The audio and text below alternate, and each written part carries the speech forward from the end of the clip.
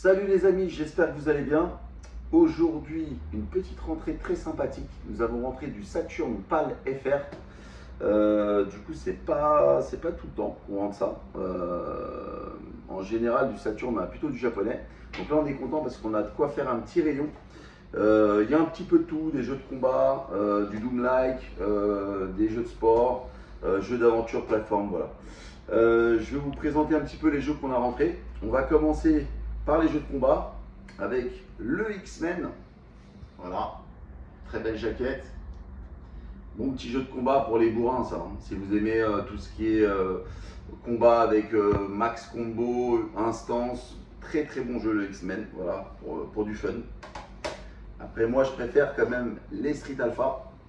Street Alpha c'est un grand classique avec le mode V, voilà, de Street Alpha 1 et un Street Alpha 2, tant qu'à faire, voilà, on a les deux. Toujours avec les petites jaquettes, sympa. Voilà, ça c'est pour les jeux de combat. J'allais oublier un grand classique quand même, le Dragon Ball. Voilà, Dragon Ball aussi en Saturn. Donc là il y a de quoi fight, hein. Si vous voulez faire du fight, il y a de quoi faire. Petit Sonic R, donc le Sonic Racing, voilà. Toujours en course, on va rester sur un Cyber Speedway, c'est un Wipeout quoi. En parlant de Wipeout, on a le Wipeout aussi également. Un petit Wipeout 2097. Également le grand classique de la Saturn, ce qui a fait le succès, le Daytona, hein, USA. Alors celui-là il a fait un peu la guerre, mais il est quand même là. Le Virtua Racing, c'est juste la façade arrière qui a été un petit peu décollée. Le Virtua Racing. Un classique, hein. Celui-là on ne le présente plus, Worms. En jeu d'aventure, le fameux Tomb Raider, qui existait aussi donc sur Saturn. Le Lost World Jurassic Park. Voilà. Jurassic Park. Hein. On sait qu'il y a des collectionneurs de Jurassic Park, on les connaît. Hein. La jaquette du premier Resident Evil, hein, celui qu'on a connu sur la PlayStation et donc sur la Saturn également. Il y a eu des remasterisés également sur GameCube et sur les consoles next-gen. Le Die Hard Arcade, qui beat'em all en mode un peu 3D.